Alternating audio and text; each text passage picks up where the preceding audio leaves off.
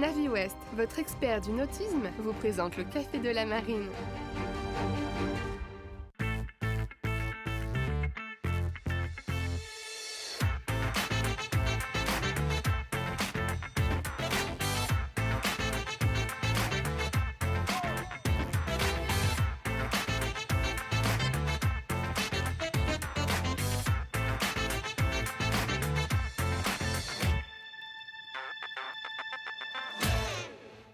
Bonjour à toutes et à tous, soyez les bienvenus dans le Café de la Marine. Bonjour Gilbert. Bonjour Virginie, bonjour à tous et à toutes. Aujourd'hui, c'est un homme de passion, d'expérience, de transmission et de sagesse que nous recevons à la Cité de la Voile, Éric Tabarly, un marin qui depuis 22 ans sillonne les océans à toute vitesse, porté par son goût pour le large et la compétition. Alors il aurait pu continuer encore quelques années. On l'attendait d'ailleurs sur le tour du monde des Ultimes l'hiver prochain. Eh bien non, il a décidé de laisser la barre à la jeunesse. Laisser la barre d'un trimaran géant alors que l'on en a encore un peu sous le pied n'est pas chose commune. Si cette décision a créé la surprise, car notre navigateur venait de terminer la route du Rhum à la 5e place des Ultimes, elle a été mûrement réfléchie. Mais pourquoi maintenant? Comment notre invité va-t-il écrire l'avenir? Que retiendra-t-il de ces 22 années à courir les océans? Il est là pour nous répondre. Yves Le Blévêque est sur notre plateau, on l'accueille. Bienvenue Yves.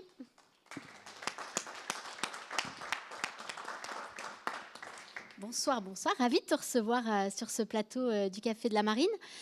Tu reviens des Alpes où tu étais sur le Trophée Mer et Montagne. Ce petit tour en altitude t'a fait du bien? Oui, bonsoir Virginie, bonsoir Gilbert. Bonsoir. Et oui, le petit tour en montagne, c'est toujours agréable. Le Trophée Mer Montagne, c'est vraiment un événement vraiment réjouissant. Déjà, on fait du ski, on va à la montagne, c'est sympa. Puis on rencontre, c'est toujours l'occasion de très très belles rencontres. Aussi bien du côté des montagnards qu'on connaît moins, mais aussi du côté de mes amis marins. On ne fréquente pas comme ça d'habitude, voilà, en fait, pas dans ce contexte. On est parfois concurrents, tout ça. Enfin, mais il y a des points communs. C'est pas forcément le meilleur endroit le meilleur moment pour échanger quand on est concurrents. Et puis quand on se retrouve sur un télésiège, c'est beaucoup plus facile. Donc, non, c'est vraiment sympa. Alors Yves, tu as annoncé récemment que tu allais laisser les clés de ton ultime actuel à Anthony le Marchand. C'est forcément une décision réfléchie, on vient de le dire mûrement, qui a mûri, pardon, mais quel a été le déclic? Alors c'est sûr que c'est pas un coup de tête, hein. Je me suis pas réveillé le matin en me disant tiens, je vais appeler Anto. Non, c'est quelque chose qui s'est construit assez doucement. Ça a mûri il y a quelques années. Alors, je ne saurais pas dire exactement quand, mais en naviguant, je me dis, mais voilà le métier que je fais qui me passionne et qui est celui que j'ai toujours voulu faire depuis tout petit. Il y a un moment donné, je vais m'arrêter de le faire. Je vais arrêter de naviguer en compétition. Je vais arrêter de naviguer en essayant d'aller à tout prix le plus vite possible. Toujours sur le fil aussi. Voilà, toujours sur le fil.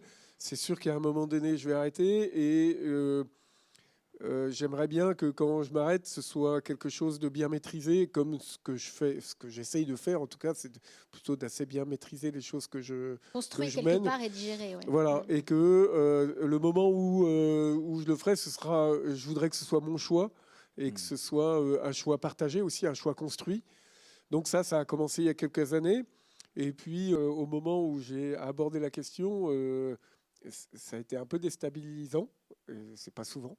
Mais rapidement, donc le président actuel, hein, c'est vraiment à lui à qui j'ai affaire, s'est approprié cette évolution-là. Et d'ailleurs, qui ne l'aurait pas mieux approprié? Parce que le métier d'actuel, c'est justement d'accompagner les carrières. Hein. Donc, on est en plein dans le sujet, s'il fallait. C'est vrai. Mais donc, c'est vraiment quelque chose qui s'est fait assez naturellement, qui a pris un peu de temps. Ça ne s'est pas fait du jour au lendemain non plus, là non plus.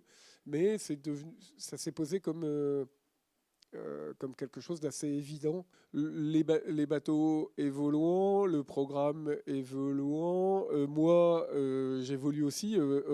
Tous les ans, on vieillit d'un an. Oui. Enfin, c'est imparable. Les bateaux sur lesquels on navigue aujourd'hui, les Ultimes, sont des bateaux qui sont passionnants. Mais vraiment, c'est des machines extraordinaires.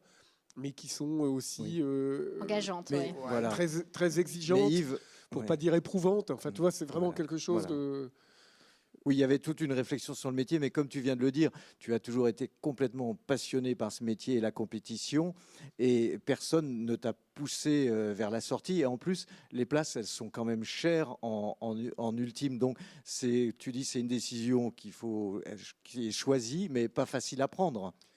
Bah, évidemment, parce qu'on sait ce qu'on perd, on ne sait pas ce qu'on gagne. Enfin, c'est toujours pareil, quand tu prends des décisions importantes, il y a toujours une petite part d'inconnu. Euh, ça me, ça me questionne, mais ça ne me fait pas peur. Je pense que voilà, c'est important à un moment donné de peser le pour et le contre. Et puis j'ai essayé aussi d'être assez pragmatique. Ma mission vis-à-vis de Samuel Toile, le président d'Actual, c'est d'emmener le bateau le plus rapidement possible d'un point à un autre. Hein. C'est vraiment quelque chose d'assez basique au Oui, départ. c'est la finalité. Et pour ça, il faut avoir un bateau rapide, bien préparé, bien conçu, bien construit, bien entretenu. Et puis, il faut avoir un pilote au niveau, engagé, et puis parfaitement à la fois compétent dans tous les domaines. C'est qu'à la fois compétent en tant que pilote, mais compétent en tant que technicien, compétent à tout point de vue. Et puis, avec une dose d'engagement de chaque instant. Et voilà, quand j'ai essayé d'être honnête avec tous ces paramètres-là, je me dis que toute la partie technique, préparation, gestion d'équipe, aujourd'hui, le team actuel, on est une petite vingtaine à travailler, donc c'est pas rien à mener tout ça, et d'être à la fois donc le responsable de toute cette équipe-là et à la fois le pilote du bateau. Oui, le chef c'était d'orchestre pas et forcément, le pilote. En tout cas, c'est beaucoup, ça c'est sûr. Et puis je me dis qu'à la barre du bateau, est-ce que à la fin, est-ce que c'est moi qui vais être le meilleur pilote pour atteindre les objectifs qu'on se fixe? C'est une belle preuve d'humilité et de remise en question. Alors du coup, en faisant la route du Rhum, cette route du Rhum-là, 2022, tu savais que c'était ta dernière course en solo sur ce bateau. Comment tu l'as vécu, et notamment l'arrivée à Pointe-à-Pitre? Je le savais, mais je ne me suis pas du tout pollué avec ça, mais pas du tout. À partir du moment où j'ai pris la décision de prendre le départ de la route du Rhum, ça c'est une décision que j'ai prise début 2022. Parce que déjà, là, la réflexion se construisait. Je me dis, bon, non, là, quand même, cette route du Rhum, J'en ai envie. Il faut la savourer, au contraire. Et à partir du moment où j'ai pris cette décision-là, la question de la transmission n'avait plus lieu d'être, parce que je ne vais pas me polluer avec des choses qui viendront après. Donc, de la première à la dernière minute de la route du Rhum, j'étais au taquet, j'étais à fond. À aucun moment, je me suis dit, bon, voilà, c'est la dernière, profites-en. Allez, il y a peut-être les 2-3 dernières minutes avant de franchir la ligne d'arrivée, où là, il n'y a plus d'enjeu particulier. Enfin, sinon, le fait de quand même de passer entre les deux bouées, quoi. Tu vois, Mais faut les pas se dés rater sont au faits, dernier oui. moment. Faut finir quand même. Il faut finir. Là, il y a un petit moment de D'émotion. savourer tout ça, mais par rapport, je veux dire, la clôture de la course est tellement plus importante, parce que c'est ça le présent, c'est ça l'actu, est tellement plus importante que Oui, là, tu étais dans le sportif qui reprend le dessus une quelque étape part. dans ma carrière, parce que c'est juste une étape. Enfin, tu vois, j'ai pas de plan de carrière de toute façon, mais Et il y a ce Tour du Monde des Ultimes quand même l'hiver prochain. Est-ce qu'il y a une petite appréhension Tu penses qu'il y aura peut-être un petit quelque chose à rester à quai, ou vraiment tu sais que tu seras content de voir Anthony partir sur ce Tour du Monde et que tu n'en avais pas l'envie Alors, je serais ravi de voir Anthony partir, ça c'est sûr, mais je serais peut-être un peu jaloux que ce soit lui qui soit invité à votre plateau plutôt que moi. Mais voilà, c'est de cet ordre-là. Enfin, il y aura forcément des petites pointes en disant, bah là, ça c'était moi avant. Oui, c'est une maintenant, lui. transition. Oui. Donc j'imagine qu'il y a des choses comme ça qui vont arriver, mais la construction. Puis moi, je vais quand même rester vis-à-vis d'Anthony. Le job, il va toujours être le même. Moi, ce que j'ai toujours dit à l'équipe, au team actuel, en disant, voilà, pour la route du Rhum, par exemple, on va faire un travail collectif, là, tous ensemble, et l'objectif, c'est de présenter le meilleur binôme marin-bateau au départ de la route du Rhum. Là, il se trouve que le marin, c'était moi. Mais demain, pour l'Arkea Ultime Challenge à Brest, Le Tour du Monde en solitaire. le 7 janvier 2024, ce sera exactement pareil. L'objectif, c'est de présenter le meilleur binôme bateau-marin. Bon, là, le marin, c'est Anto, mais Alors justement, Yves, comme tu dis le meilleur binôme et tu dis Anto, donc tu avais choisi d'embarquer Anthony pour la Transat Jacques Vabre en 2021, avec peut-être déjà l'idée de lui passer la barre. En tout cas, quelles sont les qualités qui t'ont séduit chez lui? c'est pas tout à fait un hasard si on a fait la Transat Jacques Vabre, la Transat Jacques Vabre ensemble en 2021. Maintenant, il y avait aucune décision de prise. C'était pour construire plus que d'ailleurs un potentiel remplaçant. J'avais vraiment envie d'avoir dans l'équipe un binôme marin. J'étais le seul sportif et je trouvais qu'à l'échelle d'une équipe comme le team actuel, c'était bien d'avoir une cellule sportive au moins à deux. Et ben, les qualités d'Anto, c'est déjà un super compétiteur. C'est quelqu'un qui est issu de la filière Figaro. sportive, en commençant par la voile sportive, sport-études, 4-7, Figaro, beaucoup de Figaro. Il a une dizaine de Figaro, il a gagné quelques étapes, il a bien tourné. Il a un super esprit d'équipe aussi, ça c'était important dans sa Voilà, façon de gérer l'humain. Voilà, Oui. et c'est quelqu'un. Alors, je dirais que c'est dans les recrutements qu'on fait de façon plus générale, pas forcément les marins. Autant c'est facile d'identifier les savoir-faire, et que là pour Anto c'est facile. Il est brillant, c'est un skipper brillant, que c'est quand même plus compliqué d'identifier les savoir-être chez les uns les autres. Ça prend plus de temps. Et moi, c'est quelque chose dans le team actuel. Je parle au nom du team actuel, mais je parle pas loin du groupe actuel en général, où le savoir-être des personnes est vraiment important. Et c'est quelque chose auquel j'attache de l'importance. Et là où c'est intéressant avec Anto, c'est que ses valeurs humaines sont vraiment à la hauteur.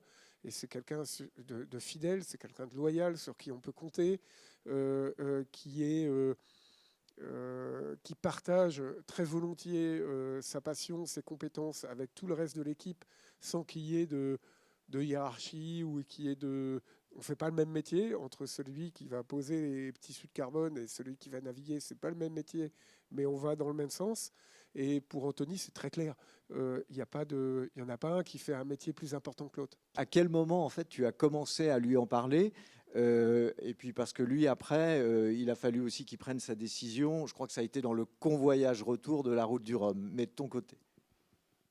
Déjà, j'avais demandé à l'issue de la Transat Jacques Vabre, j'avais demandé à Anthony d'intégrer la cellule sportive du team actuel et d'être le skipper remplaçant sur la route du Rhum. Donc voilà, il était déjà présent. Et puis effectivement, on a parlé un peu de l'avenir et de dire en 2024, il y a le Tour du Monde en ultime. Moi, je m'interroge, toi, qu'est-ce que tu en penses? Moi, on va faire un tour du monde. Ça m'a toujours fait kiffer. Et puis, je pense que j'aurais répondu pareil avec 20 ans. Oui, à son âge. Et puis voilà. Enfin, il faut pas mettre les choses les unes. Enfin, faut pas précipiter les choses. Mais c'est vraiment à Pointe-à-Pitre, à l'arrivée de la route du Rhum, où je dis bah voilà. Là, moi, je vais dire à Actual que je ne ferai pas le tour du monde, que je ne souhaite pas faire le tour du monde à bord d'Actual. Donc, il y a un recrutement, donc il y a un skipper à recruter. Et moi, la première personne que je vais proposer, c'est toi. Donc, oui, est-ce que tu es OK? Il était surpris du coup ou s'y attendait? Non, je pense qu'il s'y attendait. Mais là, c'est devenu concret. Je dis, pas de panique. De toute façon, il était convenu que ce soit lui qui soit skipper du bateau pour le convoyage retour. Donc, je dis, tu as tout le convoyage, c'était le temps de la réflexion pour lui, alors. Pour bien donner Prendre du la concret mesure de la ta réponse. proposition. Et je pense que c'était important aussi qu'il se donne ce temps, parce que ce sont des décisions qui ne sont pas légères, quoi. C'est des décisions très engageantes. Donc, la réponse était connue et a été maintenue. Alors tu vas rester quand même aux côtés d'Anthony, hein, l'accompagner dans ton nouveau rôle. On en reparlera un peu plus tard. On voulait revenir aussi avec toi sur les moments forts qui ont marqué ta carrière. Et ça a débuté avec la Mini Transat, hein, Oui, le Mini. oui, tu n'as pas eu un parcours classique parce que tu es originaire de la région parisienne, mais très vite, le virus du large t'a pris. Tu as posé ton sac à La Rochelle et puis tu as débuté par le circuit Mini, comme beaucoup, avec une belle 5e place dans la Mini en 2001. Épreuve que tu as ensuite remportée en 2007 avec panache, et c'est une année où tu as tout raflé sur le circuit d'ailleurs. Que représente la Mini dans ta vie de marin?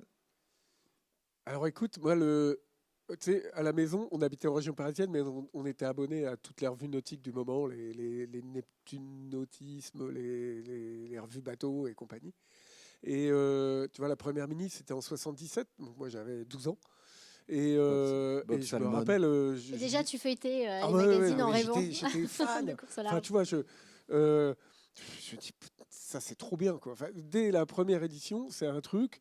euh, dans mes rêves, Ah je me oui, dis, ça fait tilt. faut que je fasse ça. Enfin, j'aimerais tellement faire ça. Enfin, c'est plutôt ça. Et bon, après, j'ai bossé, j'ai appris, j'ai essayé de naviguer, mais c'est pas facile hein, de rentrer dans la course au large quand t'es pas C'est pas du sportif sérail, ouais. identifié. Mhm. Donc j'ai commencé par apprendre à fabriquer les bateaux. Donc j'ai fabriqué pas mal de mini à la Trinité-sur-Mer avec Thierry Fagnan. Oui, Thierry Fagnan, chantier Amco. Et où on était associés dans le chantier. Et puis arrivé à 35 ans, pour des tas de raisons, j'ai arrêté les boulots que je faisais dans l'environnement et j'ai cassé ma tirelire et acheté un bateau. Et évidemment, j'ai acheté un mini c'est à parti. Thierry Fagnan d'ailleurs. Et puis c'est parti comme ça. Et encore aujourd'hui, j'assiste, je suis toujours membre de la classe mini. Le directeur de course. Ouais, aussi. J'assiste à toutes les AG parce que je trouve que c'est un exemple de modèle démocratique de classe qui fonctionne bien. Et j'en ai fait quelques-unes des classes et que c'est un modèle. Et, euh, et puis j'ai cette casquette de directeur de course que La Mini en donc mai c'est un et la statut que Plastimo j'utilise, Lorient 650. pour animer des courses. La Plastimo Lorient Mini qui va avoir lieu dans quelques... En avril, mi-avril. voilà, quelques Et on en semaines. parlera évidemment dans le Café de la Marine. Et Alors, la Mini en mai quand même, qui est une course À la Trinité. auquel je suis très attaché. Alors entre ces deux mini, il y a eu quand même des trophées Jules Verne victorieux avec Bruno Perron sur Orange 1 et 2.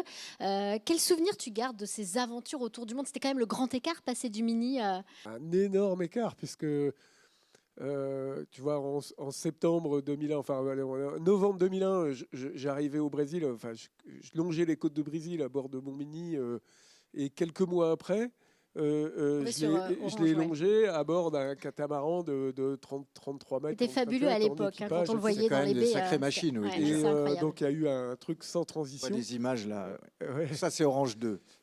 Ça c'est le 1, C'est le 2. le 2 celui-là. C'est Ouais. le 2, oui.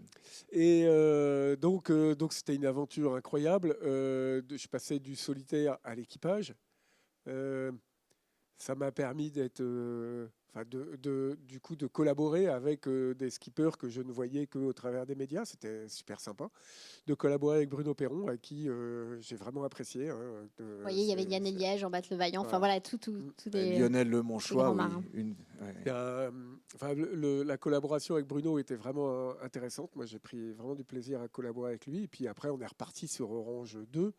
On est passé d'un tour du monde de 60... On a eu le trophée de Jules Verne en 64 jours en 2002, Oui, il y avait puis eu en 50 jours en un 2005. sacré gap, oui. C'était une belle aventure. Voilà. Et alors de 2009 à 2014, il y a aussi 5 années intenses sur le circuit multi 50 avec un chavirage avec Jean Le Cam, mais outre cette fortune de mer, il y a des podiums avec Quito de Bavent sur la Transat Jacques Vabre, une victoire dans la Transat Jacques Vabre avec Samuel Manard. C'est une période quand même très très forte de ta carrière. Qu'est-ce qu'elle t'a apporté? Comment elle t'a structuré? Je dirais que ça s'est fait un peu tout seul, mais c'était quand même... là, j'ai la chance, enfin en tout cas l'opportunité était là où à l'issue de la Mini 2007 victorieuse, Samuel Dual me dit, donc le président actuel me dit, bon bah voilà, maintenant il faut que tu nous proposes un truc là, donc il me donne à peu près l'enveloppe. Et je lui ai proposé Multi 50, qui était un sacré pari à l'époque, parce que la classe n'existait quasiment pas. Ça lui a plu, il aime bien les paris, hein. Et donc, on s'est construit ensemble là-dessus. On a ensemble découvert la course au large professionnelle, enfin vraiment structurée. C'est une belle classe. Et c'est une très belle classe. Et puis petit à petit, c'est passé d'une équipe où j'étais un à une équipe où on était 2, 3, 4, un peu plus long, donc avec tout ce que ça comporte en gestion de projet qui va avec, tout ça, ça s'est construit. Et puis les bateaux étaient fabuleux et restent fabuleux. Je reste convaincu. Alors, les multi 50 qui s'appellent maintenant les Ocean 50. Ocean 50, ouais. Moi, je suis convaincu Qui ont un que, circuit dédié d'ailleurs maintenant. globalement, pour un projet course au large, en rapport qualité-prix, c'est c'est un super bon projet, une super belle offre. Et alors malgré tout, il y a eu le passage à une nouvelle dimension pour toi en 2015. Après la Route du Rhum 2014, tu passes à l'ultime. Et puis il y a notamment ce défi, ce sacré défi de faire le tour du monde à l'envers. Alors il y a eu un chavirage. Ça, c'est peut-être le moment douloureux de ta carrière. Tu dis en tout cas ne plus avoir navigué ensuite avec la même insouciance. Sûrement, c'est très difficile à évaluer, mais le fait de se retrouver à l'intérieur d'un bateau, non pas à l'envers, mais un bateau cassé à l'envers, et c'est exactement ce qui s'est passé quelques années après avec Banque Populaire pendant la Route du Rhum 2014. C'est-à-dire que le bateau chavire parce qu'il a cassé, et du coup, la situation se dégrade très vite, alors qu'un bateau à l'envers, ça reste des jours et des jours à l'envers. Donc, c'était assez inconfortable. Ça avait été récupéré par la marine chilienne. Ouais, ça a été finalement assez vite. Mais pendant longtemps, on pensait qu'on n'était pas en portée d'hélico. Et en fait, la marine a décidé de venir à mon secours.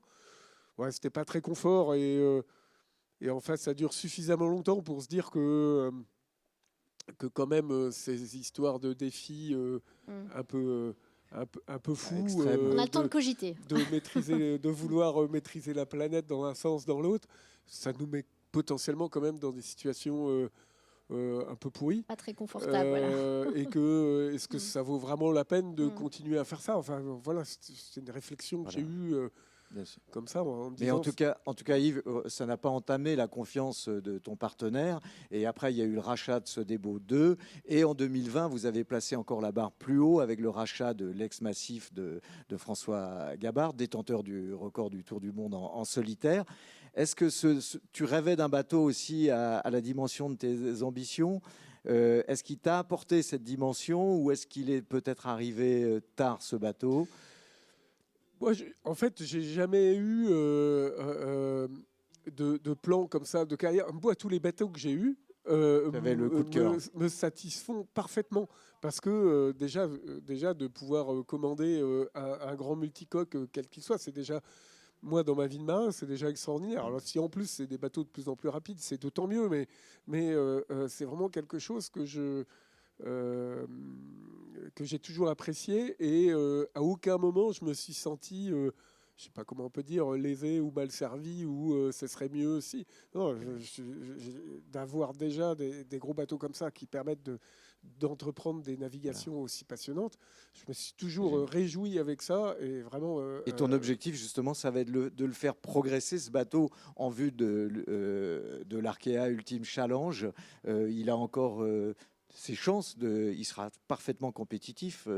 Oui, bien sûr. Alors là, c'est le défi technique, c'est le côté sport mécanique de la course au large. C'est qu'on on navigue sur un engin qui est très complexe. Complexe est un mot faible par rapport à la réalité de la complexité de nos ultimes. Où là, à chaque fois, on a acheté des bateaux d'occasion qui naviguaient déjà. Donc, on a vu les marches entre les différents bateaux, entre Sodebo 3, Sodebo 4 et Massif, qui est devenu actuel. On a vu toute la technologie, tout le jus de cerveau qu'il y avait à bord de ces bateaux-là. En tout cas, c'est un bateau que tu connais sur le bout des doigts. On imagine que tu vas apporter ton expérience à Anthony, puis qu'il y aura cette envie de naviguer dès que l'occasion se présentera, le plus possible pour l'accompagner encore dans la transmission. Ça va continuer. Ah, ça, c'est clair. D'autant plus que par rapport à Anto, j'ai ce côté très technicien. Moi, je suis passionné par la technique autant que par la navigation. Anto a un caractère beaucoup plus sportif, performeur, et c'est ce dont on a besoin principalement. Donc sur toute la partie technique et puis toute la façon dont on peut vulgariser la technique à bord, où c'est nécessaire pour le marin, il faut quand même s'il ne connaît pas tout par cœur, il faut quand même qu'il ait des éléments pour pouvoir comprendre ce qui se passe.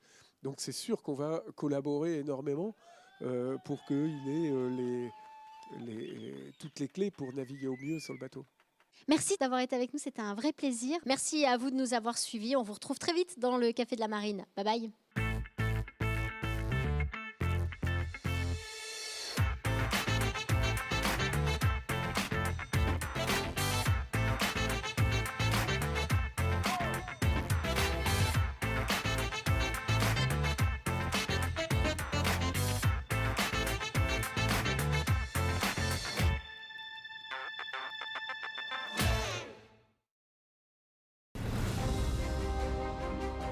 Ce programme vous a été présenté par NaviWest, votre expert du nautisme.